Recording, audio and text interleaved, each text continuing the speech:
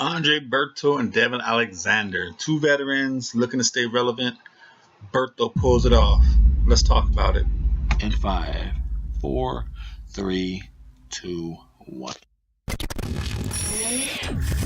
You can hate him for not making that fight happen, but this is an unbiased show. We talk boxing. If it is just some missed details, the Double RT Boxing Show, Mr.A is here to help you, because that's what we do.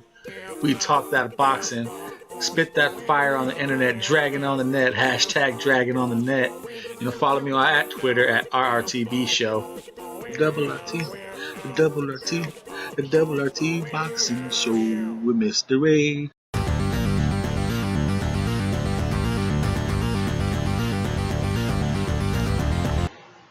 All right, the fight card was a split decision for Berto.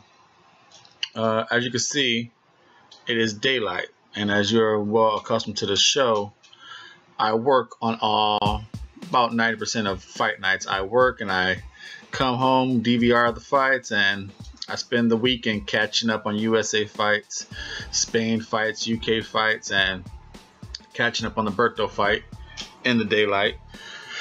I definitely had the fight a little wider than what the scorecards was, a 114, 113 for Alexander and two 115s for 112 for Berto.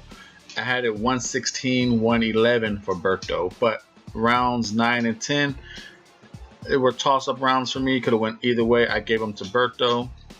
You figure you take away those two rounds, it's a 114, 113 for Berto. So it's those two rounds could have been either way. I just gave those two rounds to Berto. I just feel, even though Alexander had his little moments of the shots, in the inside game, Berto was landing more, and his position and his aggression, while Alexander seemed to be tiring.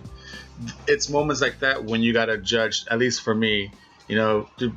People always mention forward aggression. Is he running? At those moments in that fight, they were both tired, and you could see Berto was pressing the action, but Alexander was kind of waiting for a response on what to do from Berto's action. So that's how I saw it, and that's why I gave the rounds to Berto. They both landed pretty decent shots, but just the ring generalship, controlling the tempo, controlling the action, controlling the pace, I gave it to Berto as they both were landing shots. Now, as for the whole fight itself, rounds 1, 4, 5, 7, 8, 9, 10, I gave a lot to Berto. I gave a lot to Berto. 1, 4, 5, 7, 8, 9, 10, 11, and 12. And like I said, I just with that 9 and 10 as the toss-ups.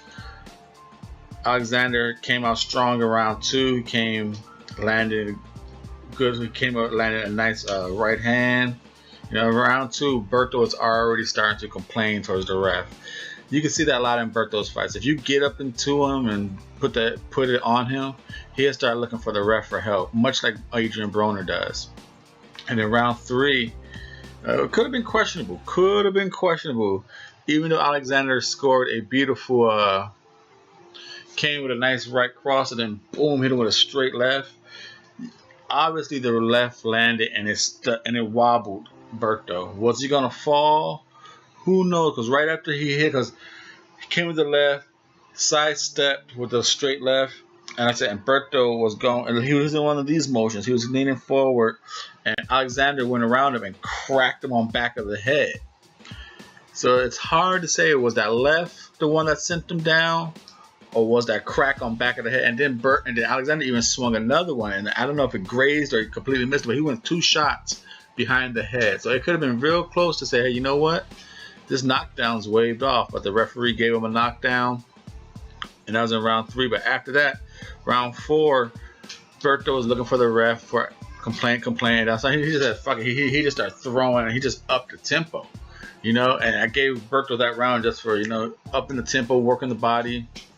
And in rounds like 6 and 7, what Berto started doing good was jab up, down, then back to the body, a 3-hit combination, and it was landing good. He had a jab, boom, then jab to the body, a 3-piece jab thing, and it was landing on Alexander. And unfortunately, this fight was a ugly repeat of the Victor Ortiz fight for Devin Alexander. Like that, I scored it 116, 111. But the 115, 112, 114, 130, the scorecards that's real close for the judges, I could completely understand those, because this fight was a real hard fight to score. You know, I have no, because once in a while I'll be like, well, how did the judges see those?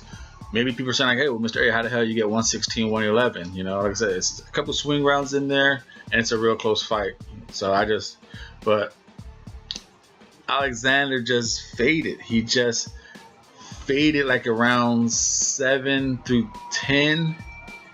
You know, maybe came back in 11, but in 12 he was dead again. And he just gave away a good round. Like you can even argue that Alexander maybe won the first 4, maybe 5 rounds. You could argue it.